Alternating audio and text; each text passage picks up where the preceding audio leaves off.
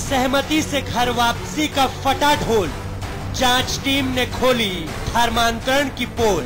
2017 की बिसात पर खेला गया दांव, धर्मांतरण के सहारे फैलाया मजहबी तनाव, बेपर्दा हुआ घर वापसी का सच। 9 दिसंबर 2014 के वक्त की तस्वीर और आज की तस्वीर, ये दोनों बिल्कुल अलग हैं। उस तस्वीर से वो तो सहमति से घर वापसी की कवायद बताई जा रही थी, लेकिन रिपोर्ट का रंग कह रहा है कि वो लालच का रंग था और 2017 की राजनीति का रंग था। हालांकि अब आयोग की इस रिपोर्ट पर भी होने लगा है शोर। सहमति से घर वापसी का फटा ढोल, जांच टीम ने खोली धर्मांतरण की पोल। 2017 की बिसात पर खेला गया दांव, धर्मांतरण के सहारे फैलाया मजहबी तनाव, बेपर्दा हुआ घर वापसी का सच। जी हाँ, ये सवाल दरअसल इसलिए है क्योंकि अल्पसंख्यक आयोग की 4 सदस्यीय टीम ने आगरा धर्मांतरण पर रिपोर्ट में कहा है कि आगरा में धर्म परिवर्तन तो नहीं हुआ, लेकिन लोगों को लालच देकर और बहला फुसलाकर धोखे से हवन में आहुतियां दिलाई गई थीं।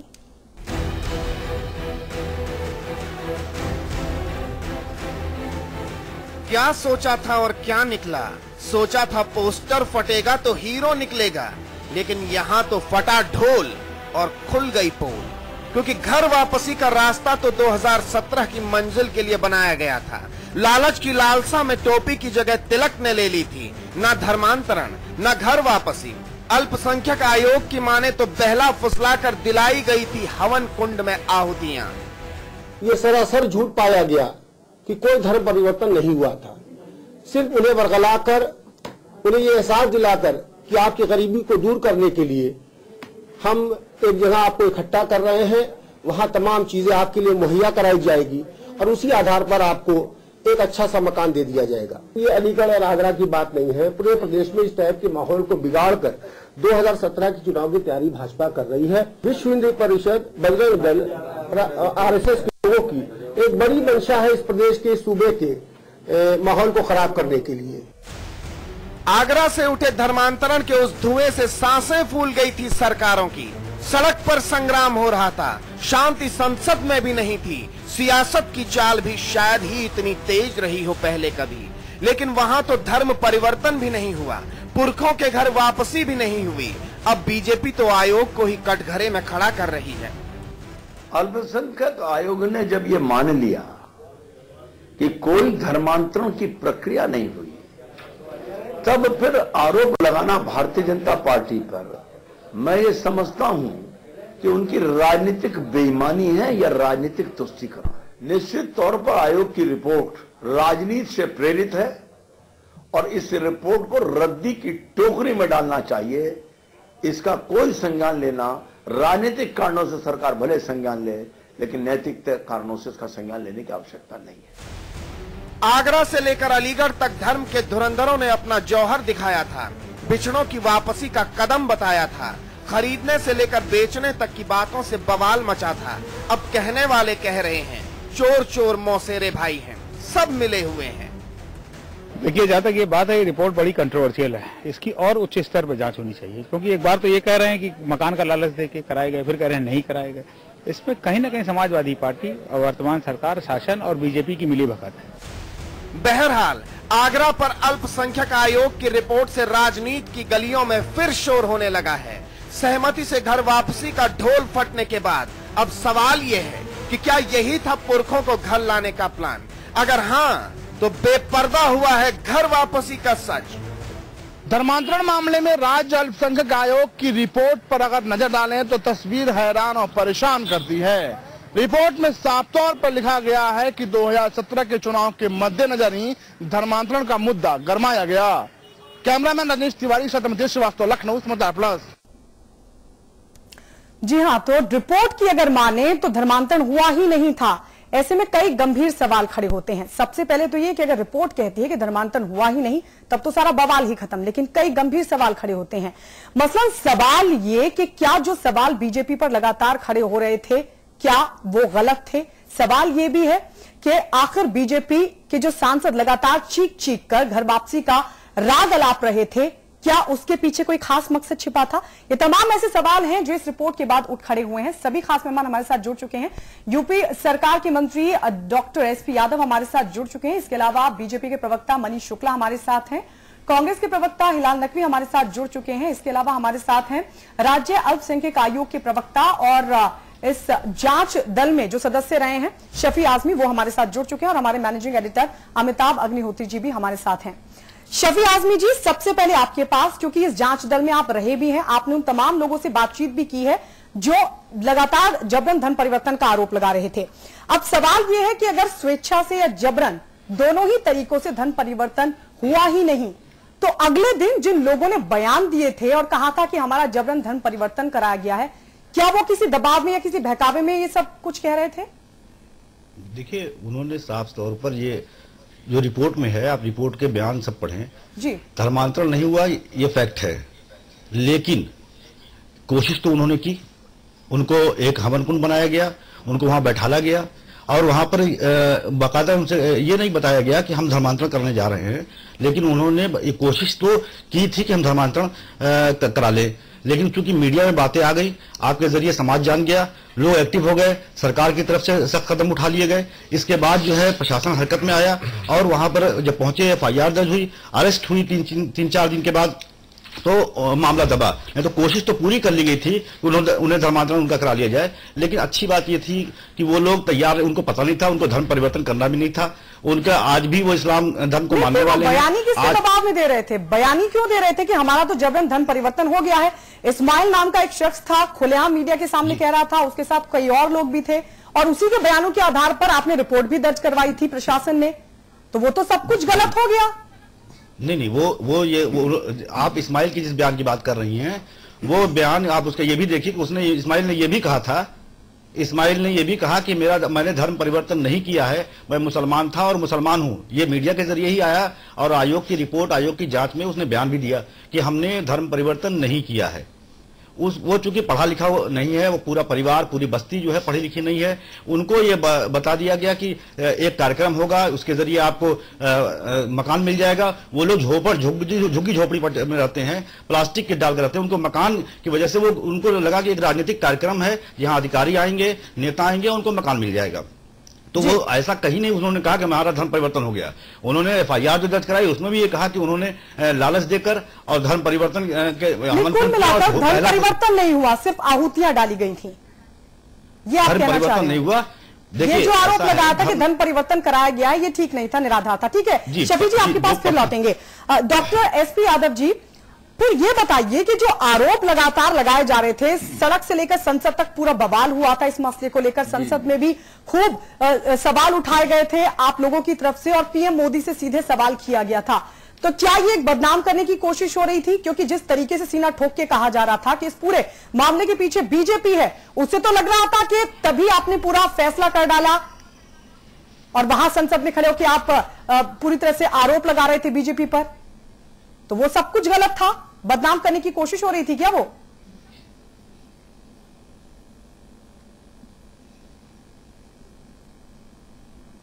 नहीं, आरोप बिल्कुल सही था और सही है, तो रिपोर्ट गलत है। भारतीय जनता पार्टी किसी न किसी तरीके से ये माहौल बिगाड़ना चाहते हैं और जो है, चूंकि केंद्र में जब से इनकी सरकार आई है, इन्होंने कोई काम नहीं किया, न काला धन वापस लाए और ना ही बेरोजगारों को रोजगार देने का कोई कार्यक्रम चलाया, कोई काम नहीं किया। इसलिए ये जनता का ध्यान हटाने के लिए ये जो है जबरन और लालच देकर धर्म परिवर्तन कराना चाह रहे थे।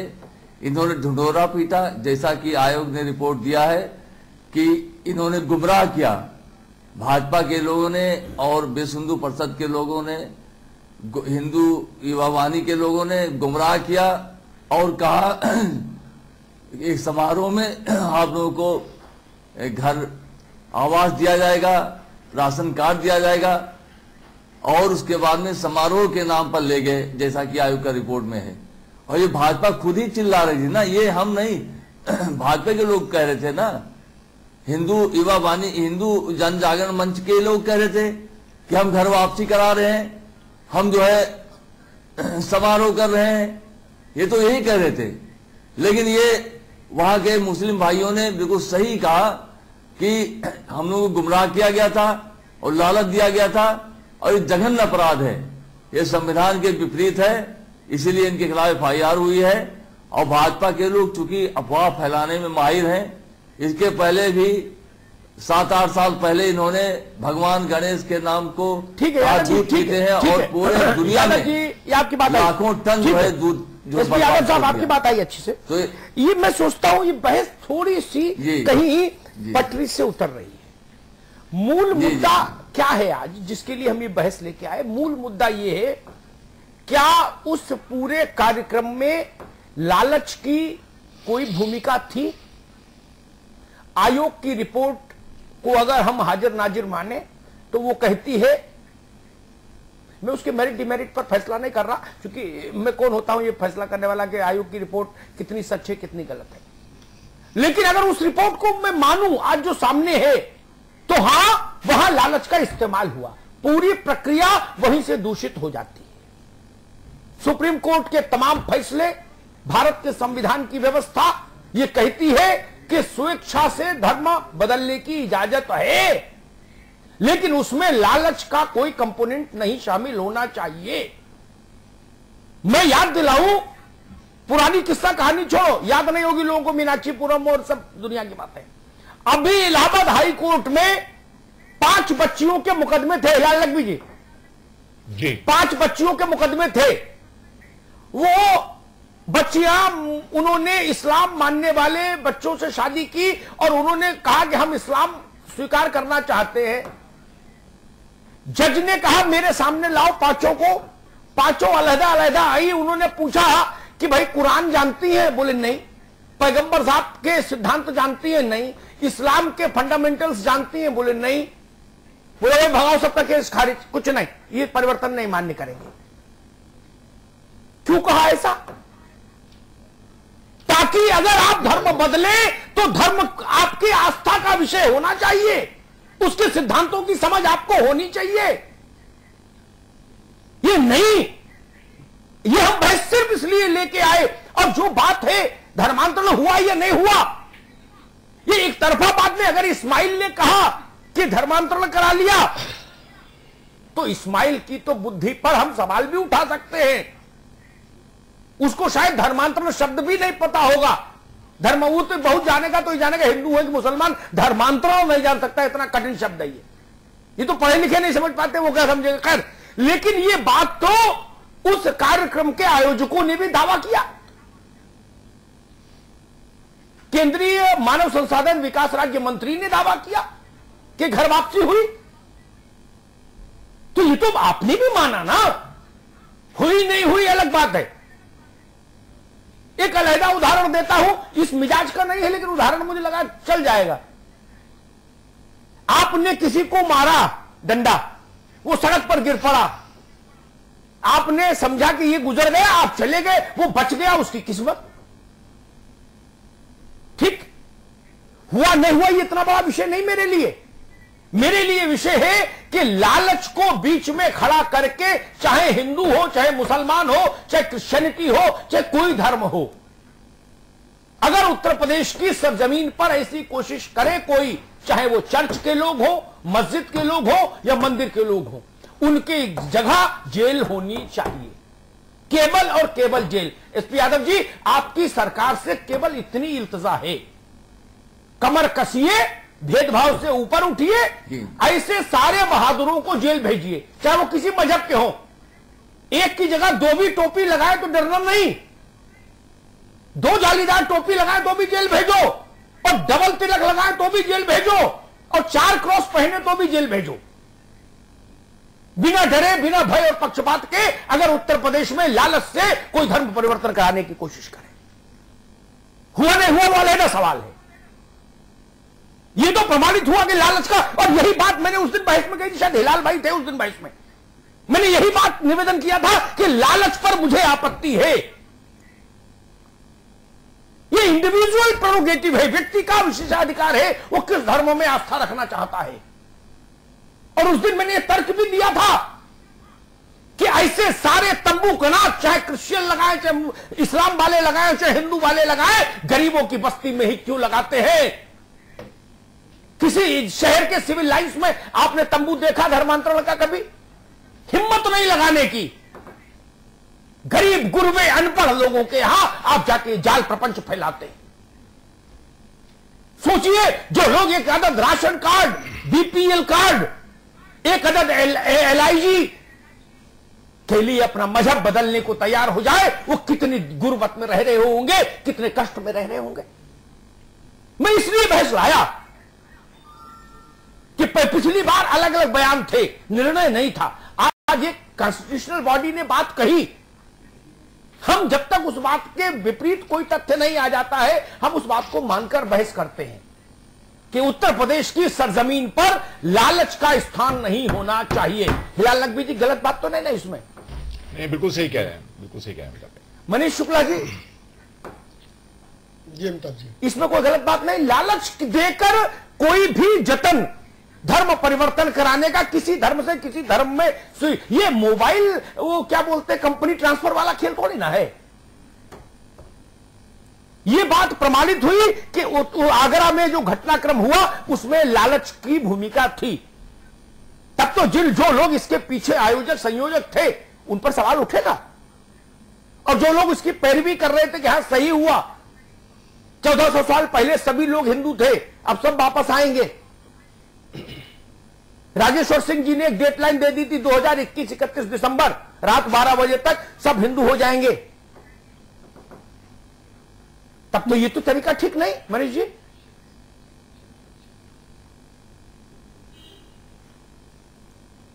मनीष शुक्ला जी, जवाब दीजिए। जी जी जी गायत्री जी, प्रश्न आए।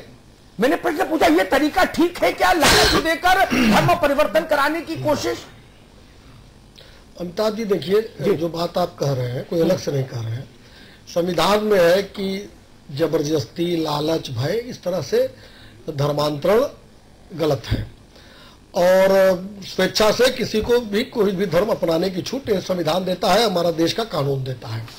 और भारतीय जनता पार्टी, अगर आगरा के बाद हम लोग जब बैठे थे तो इस प्रकरण में 2-3 बार मैं भी आपके चैनल पर बैठा हूं। जो बात मैं उस दिन कह रहा था मैं आज भी कहता हूं कि धर्मांतरण फोर्स्ड और लालच के आधार पर भारतीय जनता पार्टी इसका विरोध करती है। हम लोग तो एक कदम आगे गए, संसद में हमने इस बात को कहा कि अगर धर्मांतरण पे बात करनी हो तो क्रॉस पार्टी लाइन बात हो जाए, इस पे कड़ा कानून आ जाए, ये विषय ही समाप्त हो जाए कि ये तंबू कनात गरीबों के, आदिवासियों के, या जहां आगरा में गरीबों के यहाँ लगे या इलाहाबाद में रोज लगते हैं, नैनी में, ये सब जगह तंबू कनात उखड़ जाए, जिससे कम से कम ये धार्मिक सद्भाव बना रहे और एक कड़ा कानून आ जाए। भारतीय जनता पार्टी तो हमेशा से इस पक्षधर में रही है।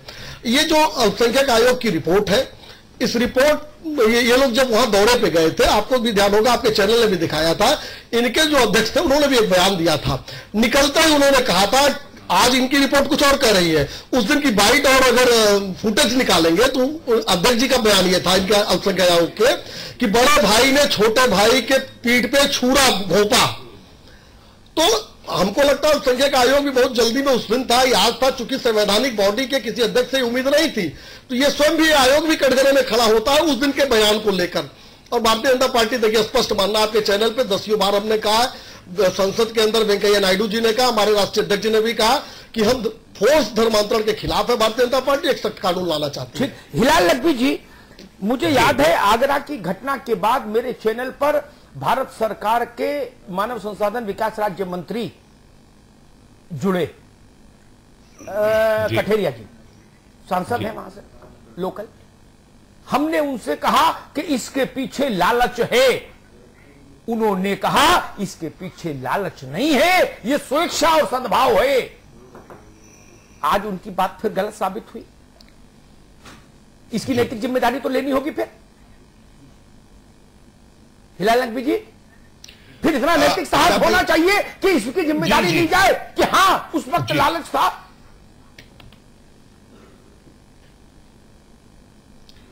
जी अमिताभ भाई, हम इस पे कुछ बोलें? जी, इसीलिए कहा।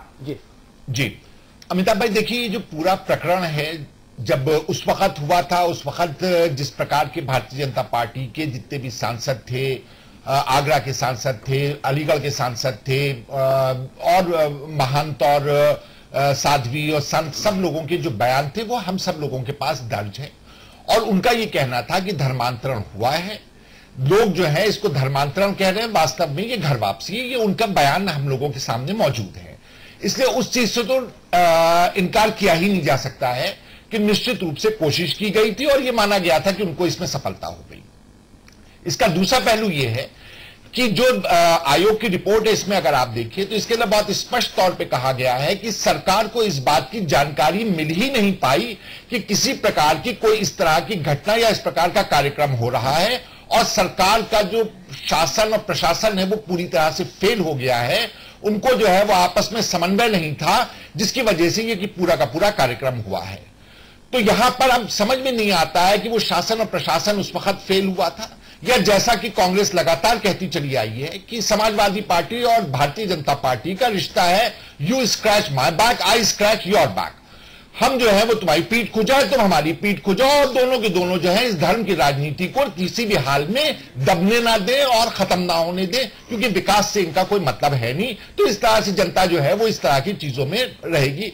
तो निश्चित रूप से जो बात कही जा रही है कि 2017 को ध्यान में रख करके वो घर वापसी धर्मांतरण की बात भी की गई थी, और ये जो रिपोर्ट निकल करके आई है ये भी 2017 को ही अपने नजर में रख करके ये रिपोर्ट निकल करके आई है। इस रिपोर्ट के अगर आप विभिन्न पहलुओं को देखें तो इसके अंदर सबसे बड़ी खामी है वो ये है कि जितने वो लोग जिनका कि कहा जाता है कि उनका धर्मांतरण हुआ है या धर्म परिवर्तन हुआ है या घर वापसी हुई है, उनमें से किसी का भी कोई लिखित बयान नहीं मौजूद है, और ना ही कोई हलफनामे पर किसी प्रकार की कोई बयान की बात इसके अंदर कही गई है।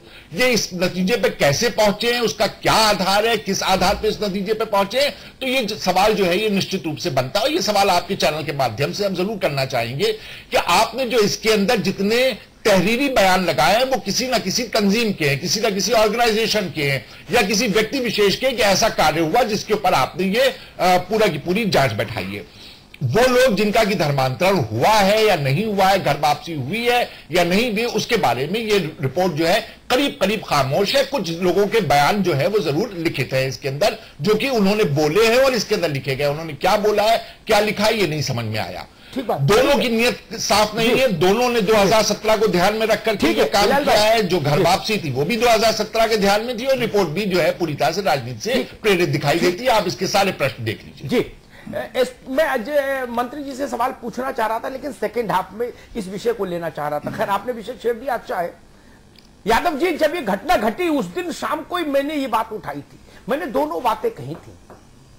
मैं किसी आयोग का सदस्य तो नहीं था, लेकिन मैंने दोनों बातें कही थी। एक तो मैंने कहा था आगरा में लालच का इस्तेमाल हुआ, और मैंने कहा ऐसे एसपी को डूब के मर जाना चाहिए जिसके यहां इतनी बड़ी घटना हो जाए और एलआईयू फेल हो जाए, उसको पता नहीं लगे। टेंट, तंबू, कनात, झंडा, बैनर, माइक, हवन, धूप बत्ती, अगरबत्ती, लकड़ी सब आ गया, पुलिस कहां थी?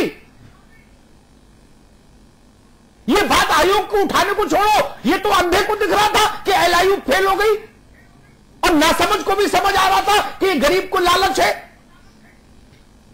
हिलाल भाई, आयोग रिपोर्ट देता नहीं देता, मैं तो पहले दिन से इसी धारणा पर कायम हूं, और अंत तक मेरी धारणा गलत नहीं निकलेगी। ऐसा प्रशासन किसी काम का नहीं, और ऐसे कार्यक्रम बिना लालच के होते नहीं। मैं दोनों धारणाओं पर कायम हूं पहले दिन से। 4 पन्ने लिखे गए नहीं लिखे गए उससे फर्क नहीं पड़ता। मंत्री जी, आपकी पुलिस, आपका सूचना तंत्र, आज भाजपा में एक बड़ी विसंगति है। भाजपा के अध्यक्ष जी ने कहा, एक से सुन लीजिए, ये भी बात फिर जवाब दे दीजिए। भाजपा के अध्यक्ष जी ने कहा कि ऐसी रिपोर्ट को फेंक देना चाहिए टोकरी में रद्दी की। भाजपा के अधिकृत प्रवक्ता ने कहा कि रिपोर्ट पर कार्रवाई करे उत्तर प्रदेश सरकार। देखिए, तो दोनों में है, हालांकि वो कार्रवाई चाह रहे हैं केवल उतने पक्ष पर जितना पक्ष सूचना तंत्र की असफलता से संबंधित है। मंत्री जी, आधी गलती इनकी और आधी आपकी भी। अगर घर में चोरी हो गई तो चौकीदारी तो हमने आपको दी थी। अमिताभ जी जी जी जी मंत्री जी, देखिए अमिताभ जी, ये आपने बहुत अच्छा मुद्दा उठाया है। देखिए, सबसे पहली बात तो मैं ये कहना चाहता हूं, भारतीय जनता पार्टी का और कांग्रेस का जो आचरण है देखिए, दोनों पार्टियां राष्ट्रीय स्तर की हैं और दोनों जो है एक जो है सरकार में, दूसरा विपक्ष में है।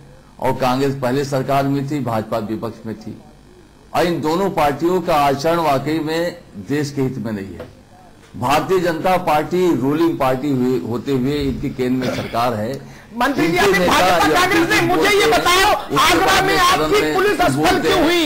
मंत्री जी, अभी मोदी बुलेट ट्रेन, काला धन, सफेद धन छोड़ दो, उस पर किसी दिन और चर्चा करेंगे। लेकिन मैं आ रहा हूँ इतना बताओ, आगरा की पुलिस चने मुरमुरे हो गई थी क्या?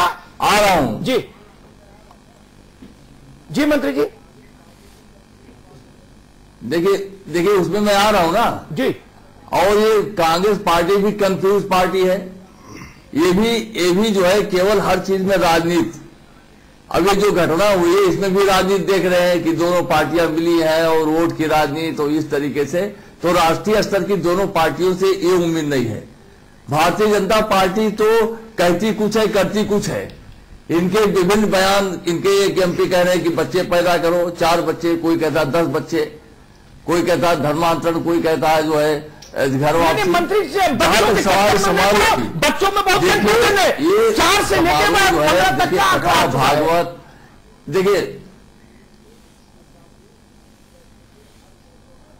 मंत्री जी, आपसे एक बड़ा छोटा सा सवाल है। साहब जी, मंत्री जी, बहुत छोटा सा सवाल है। गली कूचों में जी यादव जी जी देखिए अमिताभ जी, जहां तक सवाल है कथा, भागवत, मिलाद, ये जो है हर मोहल्लों में, हर गली कूचों में होता रहता है। और ये भारतीय जनता पार्टी वाले, जिसे हमने बताया, कहते कुछ है, करते कुछ है। अब वो भागवत कर रहे थे कि समाज की जो है हवन कर रहे थे, जब इन्होंने अगर कोई चीज डिक्लेयर करके किया होता।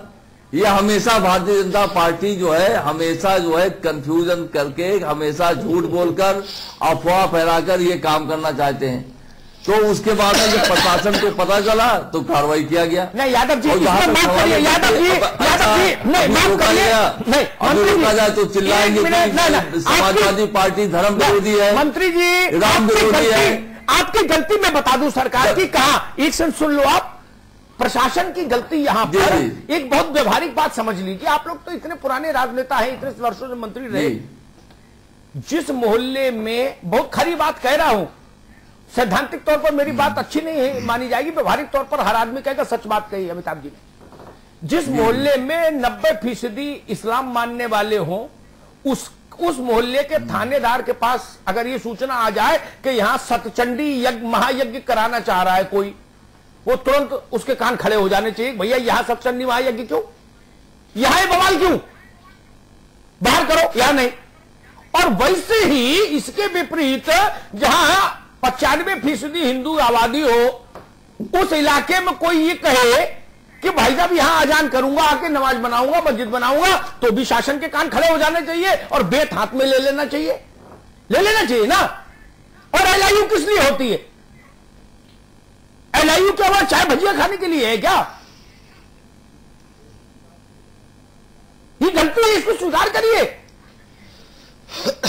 देखिए अमिताभ जी, संविधान ये अलाउ नहीं करता है भाई साहब। संविधान ये अलाउ नहीं करता है, मत बताइए, पाठ करने का मुझे संविधान मत बताइए। नहीं, कोई छूट है मंत्री जी, नहीं आपकी बात गलत है, मैं सिद्ध कर दूं। चलिए, अब आपने मेरी बात काट दी, इसलिए अब आपको सुनना होगा। मैं 100 उदाहरण दूंगा, 100 सरकारों के।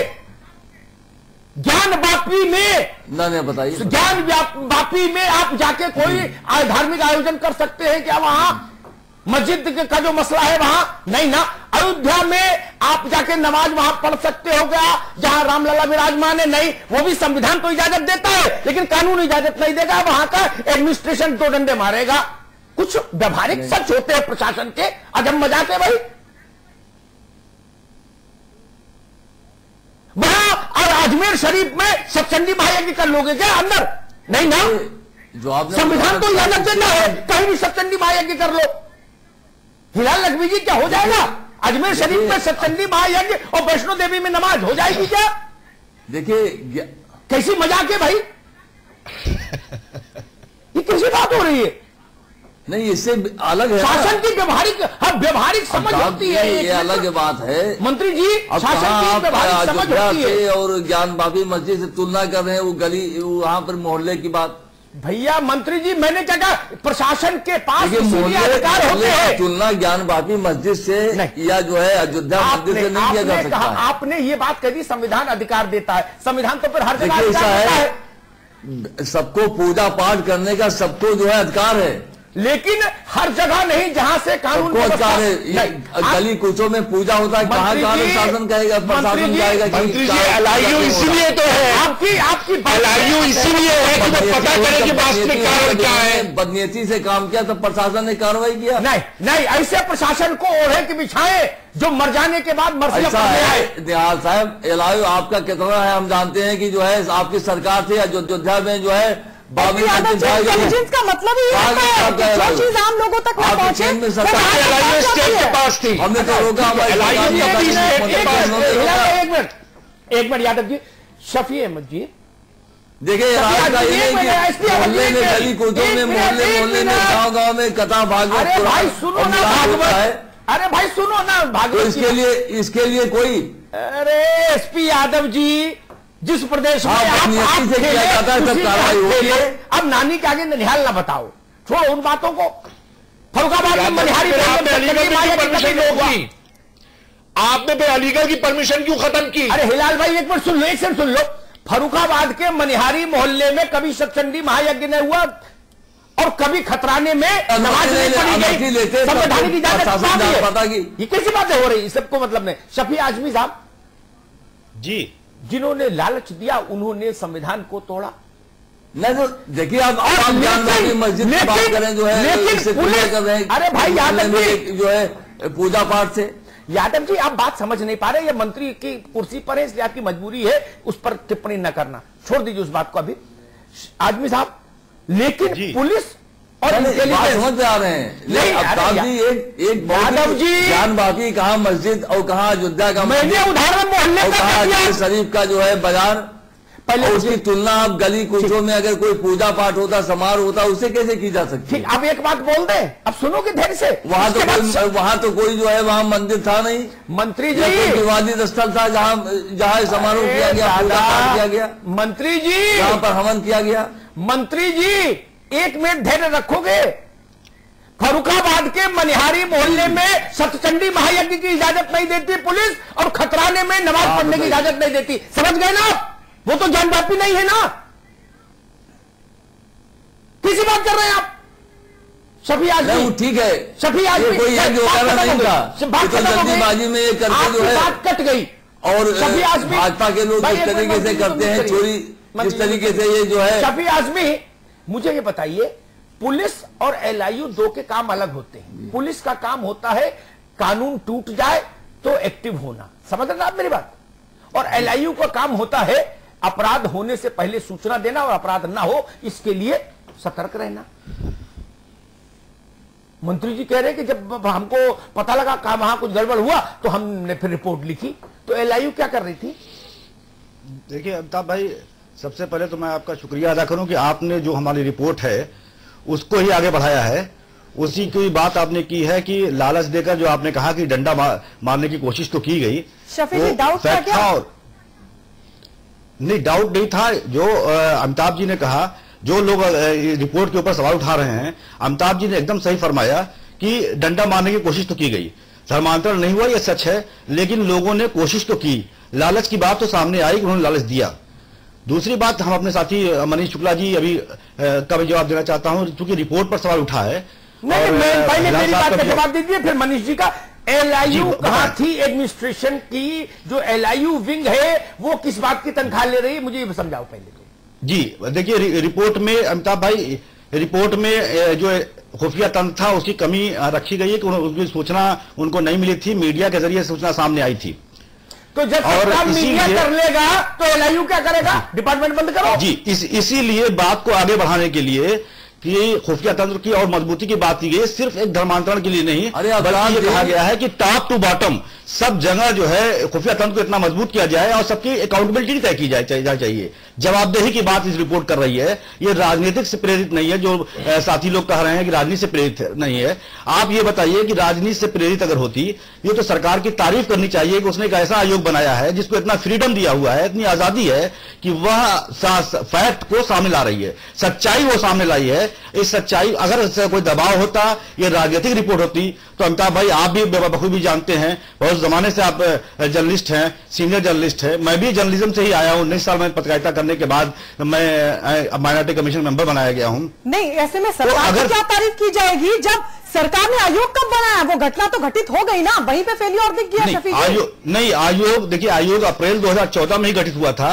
ये आयोग की 4 सदस्यीय टीम वहां गई थी।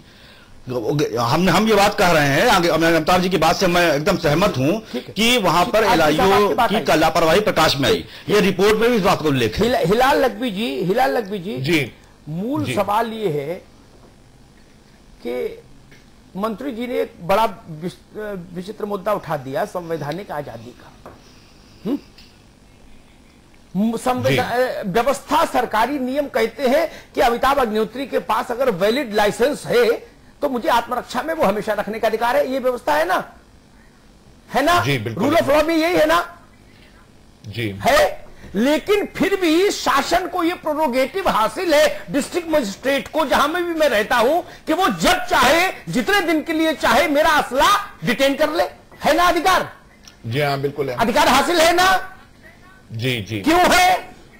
वही मैं समझाने की कोशिश कर रहा था सरकार को, जो नहीं समझ आ रही थी। एडमिनिस्ट्रेशन को अधिकार है अनुमति देना या ना देना, नहीं तो अनुमति क्यों मांगी जाती है? सभा करने की भी अनुमति लेनी पड़ती है, अपने घर में डीजे लगाने की भी अनुमति लेनी पड़ती है, गाना बजाने में सोहर गांव के बनना, उसमें कौन सी रोक है? लेकिन अनुमति लेनी पड़ती है ना।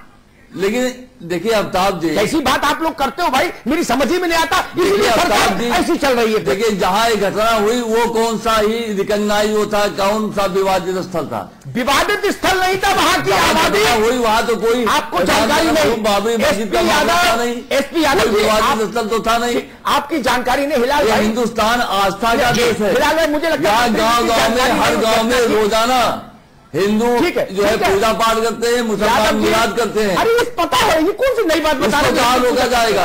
इसे ये धार्मिक जो है आयोजन में कोई प्रतिबंध नहीं है भाई। हाँ, उस आयोजन के पीछे अगर कुत्सित जो है मानसिकता हो तो सरकार काम करती है। मेरी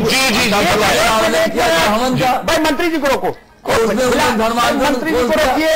हिलाल लखवी जी, यही सरकार अलीगढ़ में फिर संविधान विरोधी कैसे हो गई? अलीगढ़ में धार्मिक स्वतंत्रता का ख्याल क्यों नहीं आया इनको? जी, जो ये आगरा में अपने लिए बचाव ढूंढ रहे हैं, अलीगढ़ में वहां के डिस्ट्रिक्ट मजिस्ट्रेट ने क्यों बैन कर दिया फिर वो कार्यक्रम? जी अमिताभ भाई, ये सवाल हमने भी बीच में पूछा था। देखिए यहां के पर 2 बातें मुख्य रूप से ध्यान देने योग्य हैं। पहला, सबसे बड़ी बात यह है कि जो एक संवैधानिक बॉडी है जिसको कि अल्पसंख्यक आयोग कहा जाता है, उसने स्पष्ट रूप से यह बात मानी है कि वहां पर जो खुफिया तंत्र है उसकी चूक हुई है। उन्होंने बहुत स्पष्ट रूप से कहा है और उसी समाजवादी पार्टी के मंत्री जो है वो इस बात को मानने को तैयार नहीं है कि खुफिया तंत्र की चूक हुई है। तो यहां के पर ये दोनों जो है, जो दोनों के दोनों समाजवादी पार्टी से ही हैं, एक मंत्री समाजवादी पार्टी से, दूसरे आयोग के सदस्य हैं, दोनों जो है वो बिल्कुल अलग बातें कह रहे हैं। एक या तो मंत्री जी कह दें कि ये जो आयोग है ये बेकार है, इसको काम करना नहीं आता, इसमें जो लिखी हुई रिपोर्ट है, जैसा कि लक्ष्मीकांत वाजपेयी जी ने कहा, इसको कूड़े में फेंक दे। आधा उसके अंदर लिखा हुआ है, लिखा हुआ है खुफिया तंत्र के बारे में। हिलाल भाई एक मिनट, आधी रिपोर्ट सपा को अच्छी लग रही है, आधी रिपोर्ट भाजपा को अच्छी लग रही है, पूरी खराब किसी को नहीं लग रही। जी अमिताभ भाई, तभी तो हम आपसे कह रहे हैं कि हमने शुरू में ये बात कही थी कि दोनों पार्टियां जो है एक ही सिक्के के 2 पहलू हैं, दोनों एक दूसरे के पीठ खुजा रहे हैं। उन्होंने पहले धर्म परिवर्तन हो रहा था जिसकी कि पूरी तरह से सरकार को जानकारी थी और उसको इन्होंने पूरी तरह से इग्नोर किया। उसके बाद में फिर आयोग स्थापित करके कह दिया गया कि ऐसा कुछ भी नहीं था, वहां के ऊपर लालच दिया गया, कोई धर्म परिवर्तन नहीं हुआ है। तो ये जो है ये धार्मिक मुद्दों को लेकर के 2017 की दोनों तरफ से पूरी तरह से तैयारी हो रही है। और सबसे इसके अंदर जो कष्टप्रद बात है वो ये है कि समाजवादी पार्टी के मंत्री कोई बयान दे रहे हैं और जो इनका आयोग है वो दूसरा बयान दे रहा है। तो या तो मंत्री जी जो है वो अपनी बात को कह दे कि नहीं साहब आयोग जो है वो किसी योग्य नहीं, उसको फेंक दिया जाए कचरे में, और यह कह दिया जाए कि मंत्री जी जो है उनके पास ज्ञान की कमी है, पुनः शिक्षा दिया जाए। हिलाल भाई एक बात मैं कहूंगा, सब सरकारें आयोग में सदस्य और अध्यक्ष नामित करती हैं, यही व्यवस्था है संवैधानिक, लेकिन हम लोग उनको पार्टियों का आयोग कहने से बचते हैं। बिल्कुल दिल्ली में भी प्रसार भारती का अध्यक्ष मोदी जी ने नॉमिनेट किया सूर्य प्रकाश जी को, हमारे मित्र है, हमारे साथ पत्रकार रहे, लेकिन हम उसको भाजपा का प्रसार भारती नहीं बोलेंगे, फिर वो भारत का। बिल्कुल। महिला आयोग में उन्होंने किया, कुमार मंगलम परिवार की महिला को, उनका भी ये फिर इतना तो हमको वो देना चाहिए। मंत्री जी समाजवादी पार्टी है, आयोग को समाजवादी पार्टी नहीं कहे, कोई भी बना, कोई भी बना। एकदम सहमत, एक बात हम आपकी बात से सहमत है। अगर हमारे आप बात के ऊपर ध्यान दें तो हमने क्या कहा कि अगर आयोग सही तरह से कार्य नहीं कर रहा है तो निश्चित रूप से आयोग को भंग कर देना चाहिए, क्योंकि आयोग की जो दी गई रिपोर्टें हैं वो सही नहीं है। ऐसा जो है वो हमारा शासन में जो व्यवस्था है वो बोल रहा है। तो अगर शासन की व्यवस्था ये लगता है कि आयोग अपना कार्य सही तरह से नहीं कर रहा है तो उसको भंग कर देना चाहिए। यहां पे समाजवादी पार्टी का हमने नहीं कहा है कि आयोग है। और दूसरी तरफ हमारा ये कहना है कि अगर मंत्री जी को इस बात की जानकारी नहीं है तो मंत्री जी जो है वो पुनः जाए और इस बारे में पूरी जानकारी लेकर के आए कि वास्तव में वहां पर जो खुफिया तंत्र था वो पूरी तरह से फेल हुआ था या नहीं हुआ था। क्योंकि ये बात बहुत अजीबोगरीब लग रही है कि एक तरफ शासन कह रहा है कि जो आयोग है उसकी रिपोर्ट गलत है, तो अगर शासन को लगता है आयोग सही तरह से काम नहीं कर रहा है तो ऐसे आयोग को तो भंग कर देना चाहिए। ठीक है नकवी जी, आपकी बात आ गई। एक छोटा सा ब्रेक हम ले रहे हैं, फौरन लौटते हैं, बने रहिए हमारे साथ। ब्रेक के बाद स्वागत है आपका। मनीष शुक्ला जी, ब्रेक पे जाने से पहले आप कुछ कह रहे थे। जी गायत्री जी, दो तीन विषय उठे। एक तो रिपोर्ट के बारे में आरोप ये लगा कि आधा सपा को सूट करता है और आधा भाजपा को। तो सर्वप्रथम तो ये कि भारतीय जनता पार्टी ने अलीगढ़ प्रकरण के पहले दिन से आज तक संसद से लेकर राष्ट्रीय अध्यक्ष तक सबने फोर्थ धर्मांतरण को गलत ठहराया था और कड़े कानून की बात की थी। दूसरा, अमिताभ जी को याद होगा, आपको भी गायत्री जी याद होगा कि अलीगढ़ प्रकरण के पश्चात जब संसद चल रही थी तो सपा सुप्रीमो मुलायम सिंह जी का बयान भी याद होगा। उन्होंने संसद में खड़े होकर कहा था कि अलीगढ़ में कुछ हुआ ही नहीं। आज इनकी रिपोर्ट भी यही कर रही है, जबकि जब दौरे पर ये लोग गए थे उस समय आजमी साहब की इनके जो अध्यक्ष थे उनका बयान आ रहा था, फुटेज दिखा रहा था, मैं नाम भूल रहा हूं, जिन्होंने कहा था कि बड़े भाई ने छोटे भाई के पीठ पे छुरा फूंक दिया। मुझे जहां तक याद है जो पीड़ित पक्ष आज है जिसके बयानों को लेकर ये रिपोर्ट आई है, उसने कहा था कि बीपीएल और कार्डों को का लालच देकर हम लोग को धर्मांतरण के लिए लाया गया था। तो बीपीएल कार्ड से वो मकान हो गया। कुल मिला के अगर पूरे प्रकरण को देखें तो एलआईयू फेल तो समाजवादी पार्टी की सरकार की, प्रशासन फेल तो समाजवादी पार्टी की सरकार की, और बीपीएल कार्ड के लिए अगर लोग धर्म परिवर्तन के लिए तैयार है तो उत्तर प्रदेश सरकार के सीमा के अंतर्गत आते हैं, तो ये भी फेलियर समाजवादी पार्टी की सरकार की है। लेकिन और लगातार शिव प्रताप यादव जी, गायत्री जी देखिए, हमको तो एक बार आपने समय दिया था, अगर समय दे। और हिलाल साहब लगातार ये बता रहे हैं कि सपा और भाजपा, तो वो कह रहे हैं कांग्रेस और भाजपा। भैया राहुल गांधी, सोनिया जी, मुलायम सिंह जी से लेकर अखिलेश जी से, डिम्पल जी से, सब लोग, पीएल पूनिया, प्रमोद तिवारी से लेकर अभी विधान परिषद के चुनाव तक पीठ खुजवाने का काम तो आप दोनों लोग करते हैं। एक दूसरे को विधान परिषद से लेकर राज्यसभा से लेकर लोकसभा भेजने का काम आप करते हैं। 10 साल सरकार चलाते हैं आप एक साथ, और जब इस तरह की बात होती है तो भाजपा पर आप लोग रिफ्लेक्ट करिए। आप दोनों लोग साथ हैं, साथ रहिए, हमको कोई आपत्ति नहीं है, लेकिन जब दोस्ती है तो उसको स्वीकार करिए जनता के सामने। जनता ने अभी विधान परिषद के चुनाव में देखा है कि कांग्रेस के विधायकों को परोसा गया अखिलेश यादव सामने, तो ये बताने की जरूरत नहीं कि हमारा किससे संबंध है। भारतीय जनता पार्टी संविधान और कानून में जो लिखा गया उसको मानती है, उसके अंतर्गत कार्रवाई करना चाहती है। और मैं आपके चैनल पे कह रहा हूं, इन्होंने तो केवल कहा है कि LIO फेल है, मैं तो कहता हूं पूरा प्रशासन फेल है, और जो लोग हैं उनको पर कार्रवाई करिए। और एक कठोर कानून से क्यों भाग रहे हैं? आज समाजवादी पार्टी के मंत्री बैठे हैं और कांग्रेस के अग्रणी प्रवक्ता बैठे हैं, संवैधानिक पीठ के सदस्य बैठे हैं। तो जब इतनी बड़ी समस्या है इस धर्मांतरण कानून में, धर्मांतरण में, तो कानून क्यों नहीं बनाया जाता? कानून से क्यों भगते हैं? मैं आज आपके चैनल के माध्यम से इस तथाकथित छद्म सेकुलर दलों से पूछना चाहता हूं, जो सेकुलर ताला बाना ओढ़ के बैठे हैं, इस देश की धर्मनिरपेक्षता को बचाने के लिए एक बड़े कानून, कड़े कानून की पैरवी क्यों नहीं करते? सदन के अंदर क्यों भागते हैं? आपके मुलायम सिंह जी ने जो सदन में कहा उसको इस आयोग ने रख दिया सामने। ठीक है मनीष जी, ठीक है, ठीक है। मुलायम जी, मुझे लगता है कि एक मिनट रुकिए। मुलायम सिंह जी ने जिस दिन लोकसभा में बात कही, उस दिन का दृश्य मैं थोड़ा सामने रख दूं तो आप सब लोग समझ जाएंगे, मेरी टिप्पणी की जरूरत नहीं पड़ेगी। जो मनीष ने बात कही, 11:35 सुबह मुलायम सिंह जी ने कहा कि पूरा उत्तर प्रदेश अशांत कर दिया भाजपा ने, घर घर धर्मांतरण करा रहे हैं, जगह जगह बवाल करा रहे हैं, तनाव चरम पर फैल गया। ठीक, उत्तर प्रदेश में अमन चैन खतरे में डाल दिया भाजपा और RSS ने। 11:35 पे कहा। मुझे नहीं पता क्या हुआ, मैं ज्योतिषी नहीं, तांत्रिक नहीं, और सदन में नीचे भी नहीं कूद सकता जहां वो लोग बैठते हैं। मैं तो ऊपर से देख सकता हूं मीडिया गैलरी से। 4:10 पर नेताजी खड़े होते हैं और ये अद्भुत बयान जारी कर देते हैं कि कहां कुछ हुआ, कहीं कुछ नहीं हुआ।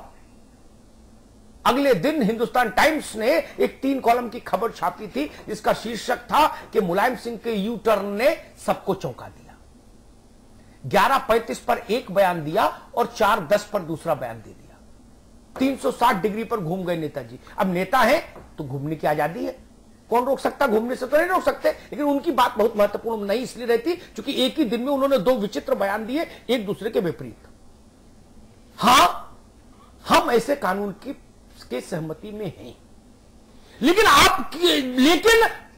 कठेरिया जी से लेके महंत योगी आदित्यनाथ तक पर मेरी आपत्ति इतनी है कि जहां जी वेंकैया नायडू से लेकर अमित शाह जी का भी बयान इसी बीच में है, लक्ष्मीकांत वाजपेयी से लेकर हमारे प्रवक्ताओं का बयान भी है।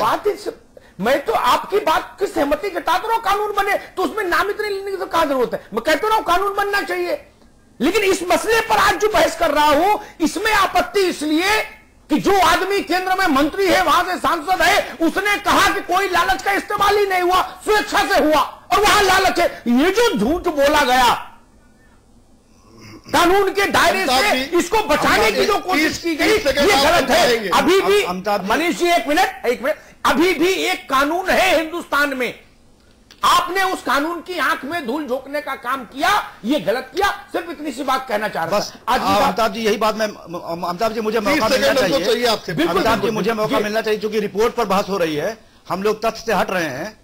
अमिताभ जी बोलिए भैया, रिपोर्ट पर बहस हो रही है तो मुझे अपनी बात कहने का मौका मिलना चाहिए। बोलिए शफी जी, बोलिए भैया, समय कम है, जल्दी से बोलिए। गायत्री, देखिए मनीष जी ने जो सबसे पहले कहा कि वहां पर जो बयान अध्यक्ष जी ने दे दिया, पहली बात तो करेक्ट कर दूं कि अध्यक्ष जी नहीं गए थे, अध्यक्ष जी के निर्देश पर हम लोग गए थे। मैंने वहां कहा था कि बड़े भाई ने छोटे भाई की पीठ में छुरा घोपा, और तसल्ली की बात यह है कि दूसरे बड़े भाइयों ने छोटे भाई का साथ दिया। फुटेज को दिखा दीजिए, आप फुटेज दिखा दीजिए, दिखा दीजिए, दूसरी बात बड़े भाई के छोटे भाई के पीठ में छुरा घोपा, ये एक मुहावरा है, पीठ में छुरा घोपना, जिसका मतलब विश्वासघात होता है। दूसरी बात, जिस कानून की बात कर रहे हैं आयोग के मेंबर का ये बयान संविधान को तोड़ने वाला था। जिस तरह मनीष जी बात कर रहे हैं कानून बनना चाहिए, मेरा मानना है, अमिताभ जी मैं आपसे सहमत हूं कि ऑलरेडी संविधान में व्यवस्था है कि स्वेच्छा से हो सकता है। फिर कानून से भागे आप बताइए, कठोर कानून से फिर भागे। ये जो रिपोर्ट है इसमें कहीं ये बहुत पॉजिटिव रिपोर्ट है, इसमें जो बात अमिताभ जी आप कह रहे हैं, हम चाहते हैं, हमने आगे की बात की है, इस घटना के लकीर नहीं पीट रहे हैं हमने ये कहा है जो आप कह रहे थे मनीष जी कि नीचे से लेकर ऊपर तक सबकी जवाबदेही तय होनी चाहिए, इलाइयों को मजबूत किया जाना चाहिए। मैं आपकी बात से सहमत हूं, हम आगे कर रहे हैं ताकि आगे बहुत संक्षेप में बोलिएगा जी, बहुत संक्षेप में और हिलाल भाई जो कह रहे थे कि वो रिकॉर्डेड नहीं है, आपको बताओ कि वो पॉलिटिकल नहीं है, नहीं कर सकते थे, तहरीर नहीं दे सकते थे, उनका बाकायदा रिकॉर्डेड है।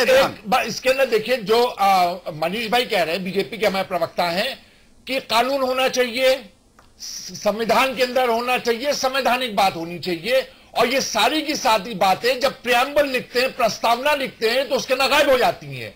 ये वो राजनीतिक दल है जो प्रस्तावना से सोशलिज्म निकाल देना चाहते हैं। इनको सोशलिज्म और सेक्युलरिज्म उसमें नहीं दिखाई देता है। जो लोग संविधान को नहीं मानते, जो लोग जो है वो जो इनके यहाँ के जारी किए गए पोस्टर हैं जिसके अंदर डेमोक्रेसी की बात करते हैं, जो पार्टी कॉन्स्टिट्यूशन को नहीं मानती है, वो जो है आज हमको सिखा रही है कि संविधान को जो है उसके हमको बता रही है कि कानून ये होना चाहिए। वो जो है कार्रवाई करें। ठीक है, नकवी जी आपकी बात आ गई। मनीष शुक्ला जी, मनीष जी आगे बात, हिलाल भाई, मनीष भाई, हिलाल भाई बात आगे, मनीष भाई आगे बात, आप संविधान, मनीष शुक्ला, हिलाल नकवी प्लीज, कठोर कानून बना, मनीष शुक्ला प्लीज, संविधान तो मानते, हिलाल नकवी जी 1 मिनट, हो गई बात आ गई। 1 घंटे में जो बात नहीं आ पाई वो अब क्या आएगी, अच्छी से बात आ गई। आजमी साहब ने एक बात कही, उस पर मुझे थोड़ी आपत्ति है। उन्होंने शायद हिलाल नकवी या मनीष शुक्ला की किसी के उसमें उत्तर में कहा कि मुलायम सिंह जी का काम आया तो उनका, नहीं, मुलायम सिंह जी नहीं गए थे, हम लोग उनके आदेश पे गए थे। मुलायम सिंह जी के आदेश मैंने आयोग के अध्यक्ष के नाम लिया था, अमिताभ भाई, तब ठीक है, आयोग के अध्यक्ष का नाम था, आप फिर से देख लीजिए आपके पास होगा। आजमी साहब अगर ऐसा मंशा है तो ठीक है, और अगर मुलायम सिंह जी के आदेश पर चला तो नहीं, मैंने साहब कहा कि आयोग के अध्यक्ष जी नहीं गए थे, जो आप भाई कह रहे थे आयोग के अध्यक्ष ने बयान दिया, आयोग के अध्यक्ष, आप बता रहे थे कि मैंने पहचाना नहीं, लेकिन बयान है कि बयान आपने सुना है, आपने देखा नहीं है, बयान बयान बहुत पॉजिटिव था, और आगरा की मीडिया ने बाकायदा तारीफ की थी कि बहुत अच्छा बयान दिया गया है। हम तो बड़ा भाई कह रहे हैं आपको, इस हिंदुस्तान के लोगों को, हिंदू भाइयों को बड़ा भाई कह रहे हैं, हम तो इज्जत बख्श रहे हैं। आप इज्जत में बख्शी है, मनीष आप बड़ा भाई बनने को तैयार नहीं है, हम आबादी के हिसाब से छोटा भाई बनने को तैयार है। संविधान कानून बनना चाहिए, संविधान में व्यवस्था है। ठीक है, आगरा की घटना में लालच का इस्तेमाल हुआ, ये संविधान की अवज्ञा है, ये सुप्रीम कोर्ट के फैसलों की अवज्ञा है, ये सार्वजनिक जीवन में अव्यवस्था फैलाने की कोशिश है। इससे बचना चाहिए, राजनीतिक दलों को तो कतई दूर रहना चाहिए, और धर्मांतरण जैसे कामों से जो व्यक्तिगत मसले हैं, इनसे पार्टियों को तो 4 हाथ दूर रहना चाहिए। पार्टियों का इनसे क्या लेना देना भाई? कोई हिंदू धर्म में आस्था रखे, मुस्लिम इस्लाम में रखे, क्रिश्चियनिटी में रखे, बुद्धिज्म में रखे, किसी में रखे, भाजपा बसपा लोकदल सपा, इनका क्या लेना देना? आप राजनीति करिए, लेकिन नहीं, पार्टियां बराबर रुचि लेती हैं, ये ठीक नहीं इस देश के स्वास्थ्य के लिए। बात आ रही है कानून की। मैंने दिल्ली में भी ये सवाल उठाया एक सेमिनार में। कानून कहना अच्छी बात है, एक सख्त कानून बनना चाहिए, अच्छी बात है, लेकिन अगर इसको थोड़ा बारीकी से समझने की कोशिश हम करेंगे ना तो फंस जाएंगे। कैसे फंस जाएंगे? बहुत संक्षेप में बताने की कोशिश करते हो, समय कम है। संविधान में धार्मिक आजादी के क्लॉज को खत्म नहीं किया जा सकता, चाहे 382 सांसद हो जाए किसी पार्टी के, या 547 भी एक के हो जाए तो भी। राजीव गांधी भी होते तो नहीं कर सकते थे 403 पर भी। वो मूल स्ट्रक्चर है जो सुप्रीम कोर्ट की कॉन्स्टिट्यूशनल बेंच ने जिस पर कहा था, पूर्ण पीठ ने, फुल बेंच ने, कि मूल स्ट्रक्चर संविधान का नहीं बदल सकती कोई व्यवस्था का। धार्मिक आजादी रहेगी, धार्मिक आजादी रहेगी तो मजहब शिफ्ट करने का अधिकार भी रखना होगा, वो उससे इंटरलिंक्ड है, सन्निहित है। कितना भी कड़ा कानून बना लीजिए, शब्दों का हेर फेर कर लीजिए, लिखना यही पड़ेगा, भय, लालच, प्रलोभन, दबाव, इनके कारण धर्म परिवर्तन नहीं होना चाहिए, और होगा तो सजा होगी। यही ना, ये व्यवस्था तो आज भी लागू है। सैकड़ों मामलों में सुप्रीम कोर्ट के जजमेंट है, हाई कोर्ट्स के जजमेंट है, संसद की व्यवस्था, संविधान की व्यवस्था है। मान कहां रहे हैं हम? आगरा में जिन्होंने ये काम कराया उन्होंने कहा माना इसमें भय और लालच है? उन्होंने कहा तो दिल से आए हैं। ये तो बाद में पता लगा है, और मुझे उसी दिन पता था कि दिल से नहीं आए। दिल से आए होते तो चौड़े में काम करते नहीं। समस्या यही आएगी, झारखंड के आदिवासी इलाकों में जो लोग जाते हैं धर्म परिवर्तन कराने, नॉर्थ ईस्ट में जो लोग धर्म परिवर्तन कराने जाते हैं, उन्होंने आज तक किसी ने माना कि हमने लालच से धर्म परिवर्तन कराया? नहीं ना। आगरा वाले मानते हैं, ना इस्लाम वाले मानते हैं। जो तंबू लगाता है वो कहता है मैं संत हूं। दूसरे तो लालच से करा रहे, लेकिन मेरे यहां स्वेच्छा से आ रहे। यही है ना। इसमें कैसे भेद होगा फिर? कौन सा थर्मामीटर बगल में लगाएंगे हम पंडित जी के, मौलाना साहब के, पादरी जी के, कि भाई ये मसला क्या है? कितना भी सख्त कानून आप बना लीजिए, उसके इंप्लीमेंटेशन कैसे होगा जमीन पर, ये तो हमको देखना पड़ेगा ना। मान लीजिए आप फांसी की सजा भी मुकर्रर कर दो, इससे सख्त तो नहीं बना सकते ना। और फांसी की सजा तो अब हो नहीं सकती। उस पर तो सुप्रीम कोर्ट का एक निर्णय आ चुका कि भाई जो rare of the rarest type का अपराध होगा उसी में होगा। आजीवन कारावास का भी प्रस्ताव पारित कर दें। चलिए ठीक, क्या करेंगे? 50 वकील खड़े हो जाएंगे, वो कहेंगे कि धर्म परिवर्तन तो हुआ लेकिन लालच नहीं था इसमें और भय नहीं था। लोग इसी पे 20 साल मुकदमा चलेगा। क्या कर लेंगे? नहीं, ये व्यक्तिगत ईमानदारी का सवाल है। सत्ता और राजनीतिक दल धर्म के मामलों से दूर रहें, हिंदुस्तान के लिए सबसे बेहतर यही है। पंडित जी लोग, टोपी लगाने वाले, तिलक लगाने वाले, क्रॉस पहनने वाले अपने अपने काम करें। राजनीति धर्म से अलग रही। सारा संकट पैदा वहीं से होता है। क्यों भाई? मंत्री, सांसद, विधायक इसके पक्ष और विपक्ष में क्यों लाठी लेके उतरे? उनके पास करने के लिए बहुत काम होने चाहिए। और इस घटना पर एक बात मैं कहूंगा, सरकारों को भी जागृत होना पड़ेगा। मंत्री जी की बात बिल्कुल गलत साबित हो गई। आगरा में आपने कहा हमें पता ही नहीं लगा, ये भाजपा वाले तो बताते कुछ और है, करते कुछ और है। तो अलीगढ़ में आपको सपना आया था, वहां भी तो इन्होंने वही बताया जो आगरा में बताया था। वहां के डिस्ट्रिक्ट मजिस्ट्रेट ने क्यों बैन कर दिया इनका कार्यक्रम? एक ही सरकार। उत्तर नहीं, इन बातों में कुछ रखा नहीं। आप चेतेंगे तो प्रदेश ठीक चलेगा, नहीं चेतेंगे। आप मंत्री जी का दौरा हो जिले में तो एलआईयू सब सतर्क हो जाता है। मुलायम सिंह जी का दौरा हो तो एलआईयू 15 दिन पहले से साइकिल पर सिपाही घूमने लगता है गली गली। अखिलेश जी का दौरा हो तो पूरी पुलिस अमला जमला, एलआईयू सब टाइट हो जाता है। समाज में विघटन की समस्याएं जब पैदा हो तो एलआईयू सो जाता है। उसको भी जागृत रखिए, न्याय के आधार पर फैसला करिए। जो मैंने शुरुआत में कहा था, मंत्री जी आपकी सरकार को बिना भय और पक्षपात के ये सुनिश्चित करना होगा कि उत्तर प्रदेश की जमीन पर लालच और भय से कोई अपना मजहब नहीं बदले। ये सुनिश्चित करिए। ये आपकी संवैधानिक जिम्मेदारी है, ये आपकी नैतिक जिम्मेदारी है, ये आपके आवाम के प्रति जिम्मेदारी है। बहुत बहुत धन्यवाद। बहुत बहुत शुक्रिया आप सभी का हमारे साथ जुड़ने के लिए। मनीष शुक्ला जी आपका, नकवी साहब आपका बहुत बहुत शुक्रिया, शफी जी आपका बहुत बहुत शुक्रिया, और एसपी यादव जी आपका भी बहुत बहुत शुक्रिया, अमिताभ जी आपका भी बहुत बहुत शुक्रिया इस चर्चा में हमारे साथ बने रहने के लिए। बिग बुलेटिन में इतना ही। देखते रहिए समाचार प्लस।